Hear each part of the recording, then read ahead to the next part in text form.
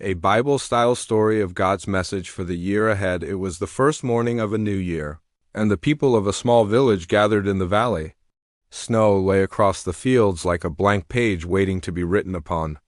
Some hearts were hopeful, some were afraid, and some carried the weight of the previous year like a heavy burden. At the edge of the valley stood an old prophet named Eliah. No one knew his age. His voice was gentle like a quiet river, yet strong like thunder on the mountains. The people came to him because they longed to hear from God about the days ahead. "Tell us," they asked, "what is God saying for the new year? Will it be better than the last?"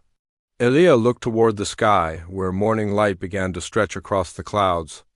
"The Lord would speak to you," he said, "not about the year behind you, but about the year before you."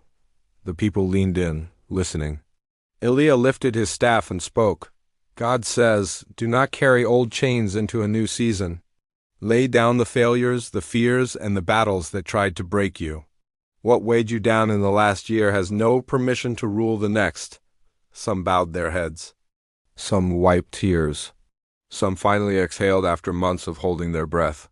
Then the prophet continued, "Where the path looks unclear, I will be your pillar of cloud by day. Where the nights feel long, I will be your pillar of fire by night. You will not walk this year alone." A young woman in the crowd whispered, "But we do not know what tomorrow holds." Eliah smiled. "No, child, but God does. And, He holds tomorrow the way a shepherd holds a lamb protected and close to his heart." Eliah pointed to the field beyond the valley. "Look there. The ground looks empty now, but new seeds will grow. God is saying this new year is like a garden. What you plant with faith, He will water with grace.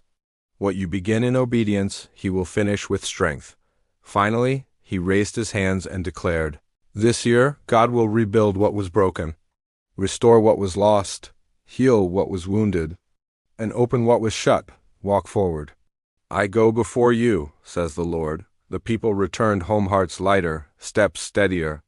They began their new year not with fear, but with faith. Not with certainty, but with trust. Not with perfection, but with surrender.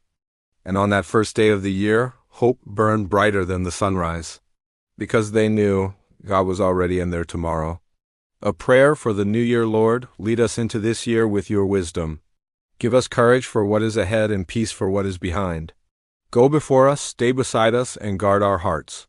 May this year be the year your promises come alive in us. Amen.